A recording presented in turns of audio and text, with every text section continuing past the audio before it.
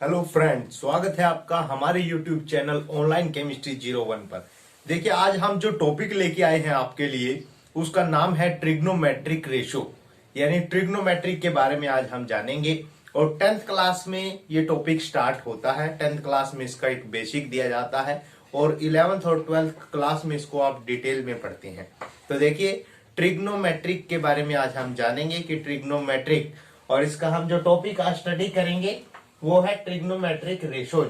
अब trigonometric ratio क्या होता है उसके बारे में जानिए, क्योंकि ट्रिग्नोमेट्रिक रेशो के बारे में आपको जितने भी आपके एंट्रेंस एग्जाम होते हैं या जितने भी आपके कॉम्पिटेटिव एग्जाम होते हैं उनमें इस तरह का क्वेश्चन पूछ लिया जाता है ट्रिग्नोमेट्रिक रेशो से रिलेटेड।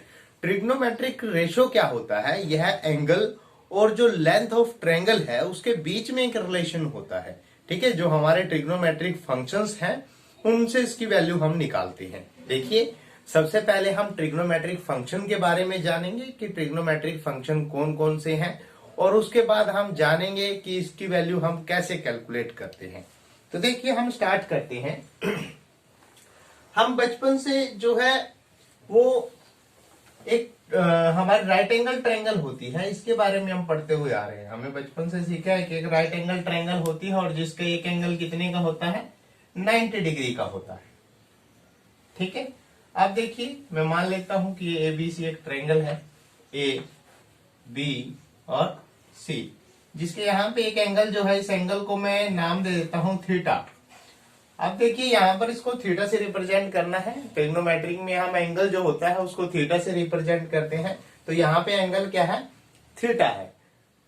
अब आप देखिए, हमें बचपन से सिखाया गया है कि जो ये 90 डिग्री का एंगल होता है ये कब बनता है? जब ये लाइन इस लाइन के ऊपर क्या है? परपेंडिकुलर है। परपेंडिकुलर का मतलब ही होता है कि यहाँ पे ये एंगल कितने का है? 90 डिग्री का है। अब 90 डिग्री के एंगल के सामने जो ये लाइन है, जो ये भुजा है, इसको हम बोलते हैं हाइपोटेनस। इसका नाम होता है हाइपोटेनस। और जो ये एंगल होता है, जो भी एंगल आपको ये थीटा दिया गया है, इसके सामने जो ये लाइन होती है इसको बोलते हैं परपेंडिकुलर। ये परपेंडिकुलर होता है। और जो इस एंगल के साथ जो ये लाइन है इसको हम बोलते हैं बेस। ठीक है, इस चीज का आपने ध्यान रखना है कि जो भी एंगल होता है इस एंगल के सामने वाला परपेंडिकुलर होता है। ठीक है, अगर मैं एंगल ए की बात करता हूं, जब मैं एंगल ए की बात करता हूं तो ए के रिस्पेक्ट में इसके सामने वाला परपेंडिकुलर होगा, ये क्या होगा? परपेंडिकुलर। और इसके जो ये साथ लाइन है ये क्या होगी? बेस होगी। हाइपोटेनस वहीं का वहीं रहेगा। ठीक है, ये चीज आप लोगों ने ध्यान रखनी है कि अगर हम एंगल ये ले रहे हैं तो इसके सामने वाला परपेंडिकुलर होगा और ये बेस होगा और इसको हम हाइपोटेनस मानेंगे। हाइपोटेनस जो है वो एक राइट एंगल ट्रायंगल की सबसे बड़ी भुजा होती है। ठीक है, ये चीज आपने ध्यान रखनी है कि हाइपोटेनस जो है वो सबसे बिगेस्ट जो है वो साइड है इस ट्रायंगल की। इसके बाद जो भी आप एंगल लेते हो, आप एंगल सी की बात करते हो तो इसके सामने वाला परपेंडिकुलर और नीचे वाला बेस होता है। अगर आप एंगल ए की बात करते हो तो इसके सामने वाला परपेंडिकुलर और इसके ये जो साथ में आसन लाइन है ये क्या है? बेस है। ठीक है, और देखिए, हिंदी मीडियम में इसको हाइपोटेनस को हम कर्ण बोलते हैं। ठीक है, और परपेंडिकुलर को हम लंब बोलते हैं। परपेंडिकुलर को क्या बोलते हैं? लंब। और बेस को हम बोलते हैं आधार। ठीक है, तो लंब और आधार जो है वो एंगल के हिसाब से चेंज होता रहता है। ठीक है, हाइपोटेनस यानी कर्ण वहीं का वहीं रहता है। अब आप देखिए, ट्रिग्नोमेट्रिक रेशो क्या है? मैंने आपको बताया कि ये रिलेशनशिप है between side of triangle and angle. जो एंगल है आपकी ट्रायंगल का और जो उसकी साइड है उनके बीच में एक रिलेशन है। तो देखिए, हमारे पास ट्रिग्नोमेट्रिक रेशो होते हैं। ट्रिग्नोमेट्रिक रेशो कौन कौन से हैं पहले वो हम जानेंगे।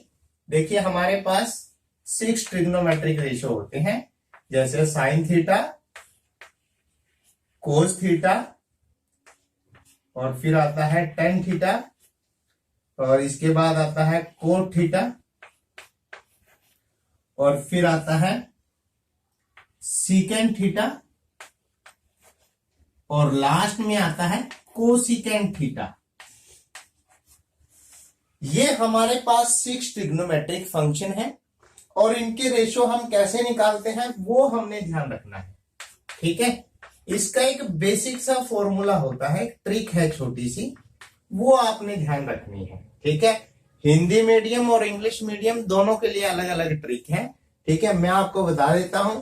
देखिए, इंग्लिश मीडियम वाले इसको ऐसे याद रख सकते हैं, पंडित बद्री प्रसाद हर हर बोले। ठीक है, पहले आप समझ लीजिए। देखिए, इसको आपने कैसे रिप्रेजेंट करना है। अब जो ये सबसे पहले वाले डिजिट है, यानी P मैंने परपेंडिकुलर और H मैंने हाइपोटेनस, ये आपने याद रखना है। और B मीन्स होता है बेस। ठीक है, तो जो ये सबसे पहले वाला रेशो है ये होता है साइन का, साइन थीटा। ठीक है, और जो ये सेकंड वाला है ये होता है कोज का। ये किसका रेशो होता है? कोज थीटा का। और जो ये लास्ट वाला है परपेंडिकुलर अपॉन बेस, ये होता है टेंजेंट का। मैं आपको दोबारा बता देता हूं कि आपने इसको ऐसे याद रखना है, पंडित बद्री प्रसाद हर हर बोले। ठीक है, आप इसको अपनी कॉपी पे नोट कर लीजिए। आपको ट्रिग्नोमेट्रिक रेशो जब भी आप निकालोगे तब इसकी जरूरत आपको पड़ने वाली है। तो देखिए, परपेंडिकुलर अपॉन हाइपोटेनस ये किसका फॉर्मूला है? साइन थीटा का। और बेस अपॉन हाइपोटेनस ये किसका फंक्शन होता है? कोस थीटा का। और इसी प्रकार परपेंडिकुलर अपॉन बेस ये किसका फॉर्मूला होता है? टेंजेंट थीटा का। अब आप कहोगे हमें तो सिर्फ 3 ही सिखाए गए हैं और 3 बाकी रहते हैं। तो जो ये 3 है लास्ट के, ये 3 के 3 इन्हीं तीनों से मिलके बने हैं। ठीक है, वो मैं आपको सिखाऊंगा कैसे है। देखिए, अभी अभी हमने पढ़ा कि साइन थीटा किसके बराबर होता है? Perpendicular upon hypotenuse. ठीक है, इसी प्रकार कोस थीटा किसके बराबर होता है? Base upon hypotenuse. और टेंजेंट किसके इक्वल होता है? Perpendicular upon base. ठीक है, ये 3 मैंने आपको बता दिए हैं। अगर मैं यहां पे इनकी बात करता हूं, अब देखिए थीटा ये एंगल है, थीटा एंगल के बिल्कुल सामने वाला क्या होगा? परपेंडिकुलर। तो परपेंडिकुलर क्या है यहां पर? A B. परपेंडिकुलर क्या है यहां पर? ए बी अपॉन हाइपोटेनस क्या है यहां पर? हाइपोटेनस होता है करंट, ये क्या है? एसी। तो ए बी अपॉन एसी। और हिंदी मीडियम वालों ने इसको ऐसे याद रखना है, ये वर्ड है, इसको आप याद रखिए, लाल अपॉन कक्का। इसका मतलब देखिए, लंब बटे करंट, लंब बटे करंट, ये किसका फंक्शन है? साइन थीटा का। ये किसका फंक्शन है? साइन थीटा का। इसी प्रकार आधार बटे करंट, ये किसका फंक्शन है? कोस थीटा का। और लास्ट में जो ये लंब बटे आधार है, आका, जो ये आका डंडा है यहां पे, इसका मतलब आधार है, लय का मतलब लंब और क्या का मतलब करंट। तो लंब बटे आधार ये किसका फॉर्मूला है? ये किसका फंक्शन है? टेंजेंट थीटा का। तो आपने इसको ऐसे याद रखना है। ठीक है, बस यहां पे आप क्या लिखोगे? लंब बटे करंट, और यहां पर आधार बटे करंट, और यहां लंब बटे आधार। ठीक है, इसको मैंने हिंदी मीडियम में आपको लिख के बता रखा है, आप इसको यहां से कंपेयर कर सकते हैं। ठीक है बेटा, तो देखिए हमारे पास लंब कितना था? जब हम ये लेके चलते हैं, एंगल क्या ले रखा है मैंने? थीटा। तो थीटा के सामने वाला क्या है? लंब। तो लंब बटे करण, करण क्या है? एसी। और लंब क्या है? एबी। इसी प्रकार यदि मैं कहूं कि आपने कोस थीटा का वैल्यू निकालना है, तो कोस थीटा का वैल्यू हम कैसे निकालेंगे? Base upon hypotenuse. बेस का मतलब होता है आधार और हाइपोटेनस का मतलब करंट। तो बेस कितना है मेरे पास? बीसी अपॉन करंट कितना है? एसी। तो इस प्रकार आपने इसकी वैल्यू निकालनी होती है। सिमिलरली अब हम टेंजेंट थीटा के लिए निकालेंगे। टेंजेंट थीटा की वैल्यू क्या है? P अपॉन बी यानी परपेंडिकुलर अपॉन बेस या लंब बटे आधार। तो देखिए लंब क्या है, लंब है ए बी और आधार क्या है बी सी। तो इसको हम क्या लिखेंगे, a b upon b c. अब आपको जो क्वेश्चन दिए जाएंगे उसके अंदर आपको ट्रायंगल बना के दी जाएगी, ट्रायंगल की जो भुजाएं हैं वो आपको दी जाएंगी, ठीक है। फिर आपने ट्रिग्नोमेट्रिक रेशो बताने होते हैं। अगर आपके ये ट्रिक याद है तो आप इसको झट से 1 मिनट से पहले किसी भी ट्रिग्नोमेट्रिक फंक्शन का रेशो आप निकाल सकते हो, ठीक है। तो इस चीज को आपने बहुत अच्छे से ध्यान रखना है, क्योंकि ये सिर्फ 10th क्लास के लिए ही इंपॉर्टेंट नहीं है। इस तरह के क्वेश्चन एब्स्ट्रैक्ट वगैरह के पेपर में पूछे जाते हैं।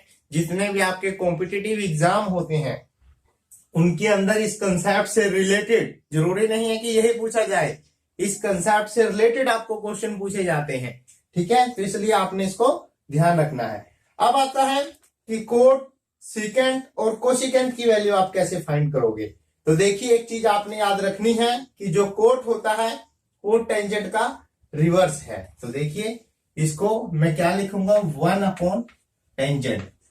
1 अपॉन टेंजेंट का मतलब है टेंजेंट था परपेंडिकुलर अपॉन बेस, तो ये क्या होगा बेस अपॉन परपेंडिकुलर। और बेस कितना है यहाँ पे, तो ये ए बी बटे बीसी था, तो हमारे पास कोट कितना आएगा बीसी बटे में ए बी। इस प्रकार आपने याद रखना है इसको, ठीक है।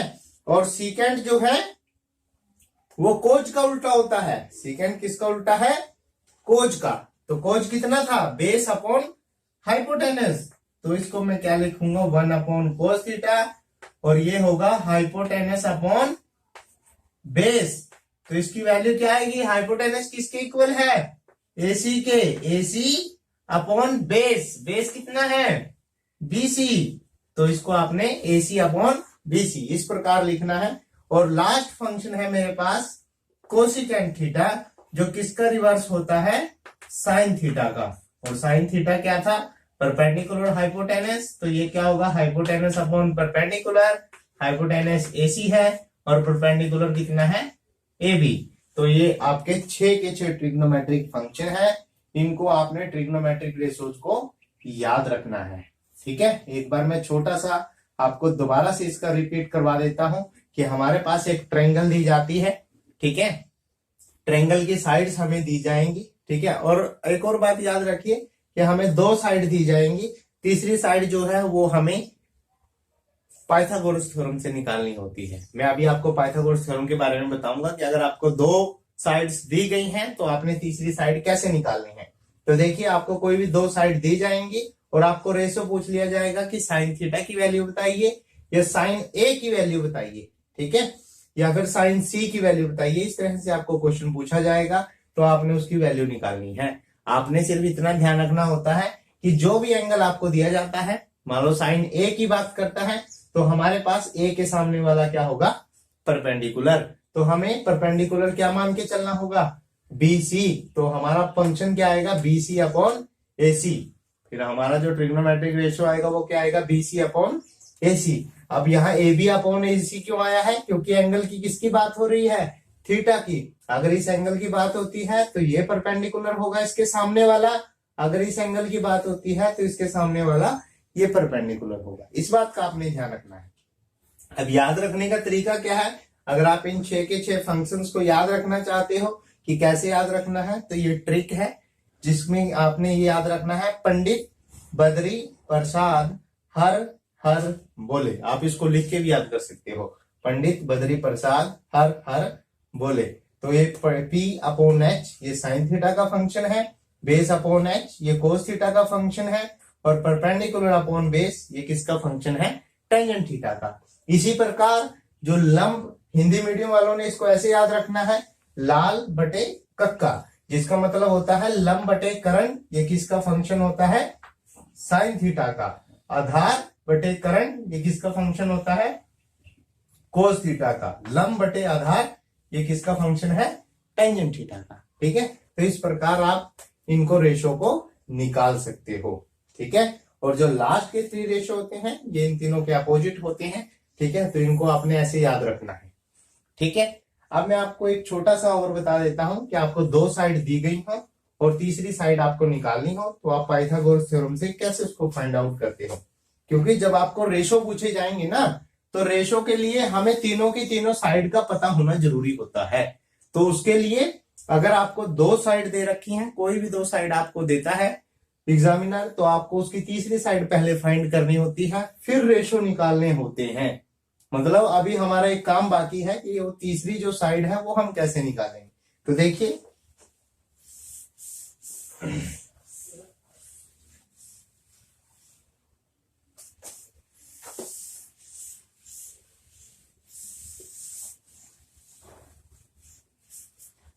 देखिए हमारे पास जैसे ये ए बी सी, ये हमारे पास जो है एक ट्रायंगल दी गई है, ठीक है।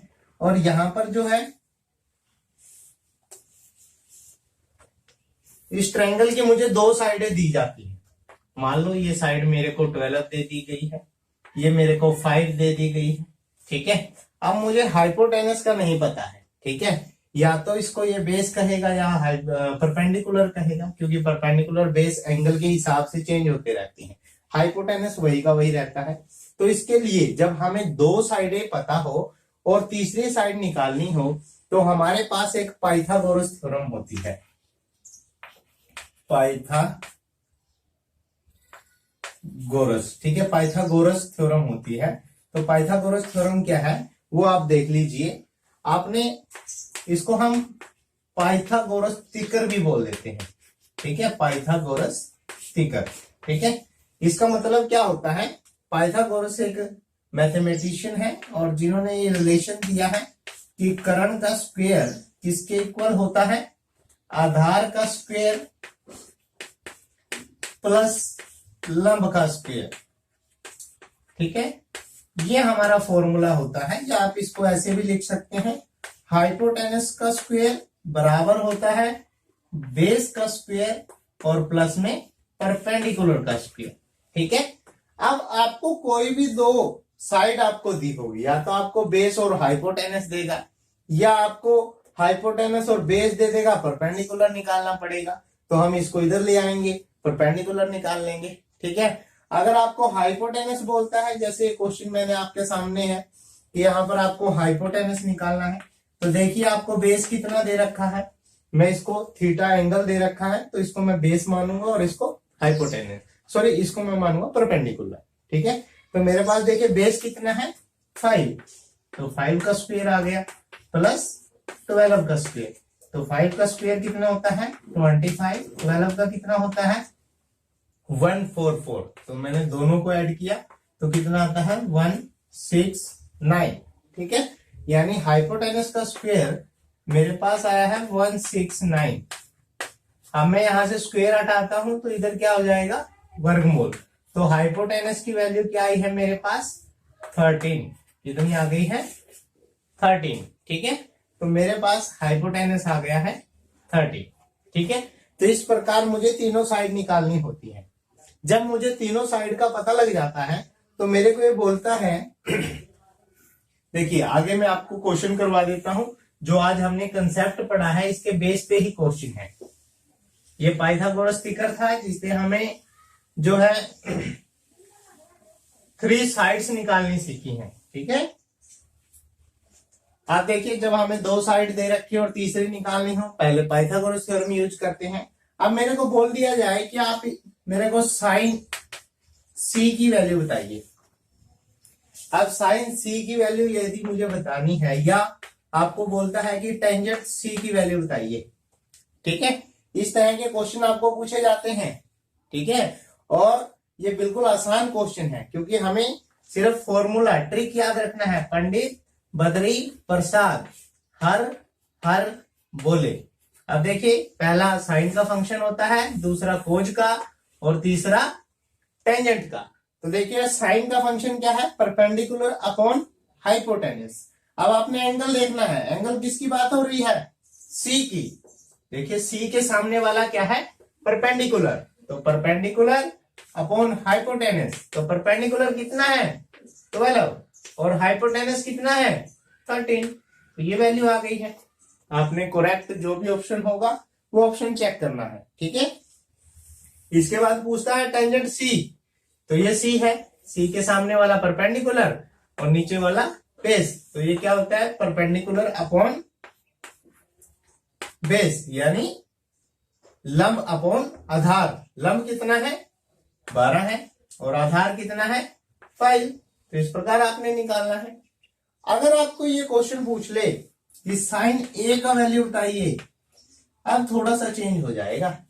ठीक है, फॉर्मूला तो वही रहेगा परपेंडिकुलर अपॉन हाइपोटेनस, लेकिन अब आप देखिए जो एंगल है वो क्या है ए, तो एंगल ए के हिसाब से अब हमें देखना है, एंगल ए के हिसाब से इसके सामने वाला क्या होगा परपेंडिकुलर और ये क्या होगा बेस। तो देखिए परपेंडिकुलर कितना है 5 और हाइपोटेनस, हाइपोटेनस कितना है, हाइपोटेनस तो सेम रहेगा। ठीक है, अगर आपको पूछ ले टेंजेंट ए, अब आप बताइए टेंजेंट ए कितना होगा, तो टेंजेंट ए किसके बराबर होता है परपेंडिकुलर अपॉन बेस। तो परपेंडिकुलर कितना है, अब ए के सामने वाला देखेंगे 5 और बेस कितना है 12, तो 5 अपॉन 12। तो इस चीज का आपने ध्यान रखना है कि आपको एंगल क्या दिया गया है, क्योंकि देखिए जब एंगल सी था तब इसकी वैल्यू थोड़ा सा चेंज थी, और जब तो इसकी वैल्यू देखिए 12 अपॉन 13 आती है, अगर एंगल ए हो जाता है तो ये 5 अपॉन 13 आ जाती है। तो इस चीज का आपने ध्यान रखना है, ये आपके ट्रिग्नोमेट्रिक रेशियोज है। ठीक है, इनके ऊपर छोटे क्वेश्चंस बहुत ज्यादा बनते हैं, जितने भी आपके ऑप्शन टाइप क्वेश्चन आते हैं 10th क्लास के पेपर में या और भी जितने कॉम्पिटेटिव एग्जाम्स होते हैं, उन सभी में छोटा क्वेश्चन जो है वो ट्रिग्नोमेट्रिक रेशो से बनता है। ये सबसे बेसिक कंसेप्ट है ट्रिग्नोमेट्रिक का। तो आज का हमारा टॉपिक इंट्रोडक्शन टू ट्रिग्नोमेट्रिक था, तो इसके अंदर हमने आज जाना कि हम ट्रिग्नोमेट्रिक रेशो कैसे निकाल सकते हैं। अगर आपको टॉपिक अच्छा लगा है तो वीडियो को ज्यादा से ज्यादा शेयर करें, लाइक करें और कमेंट करें। Happy learning.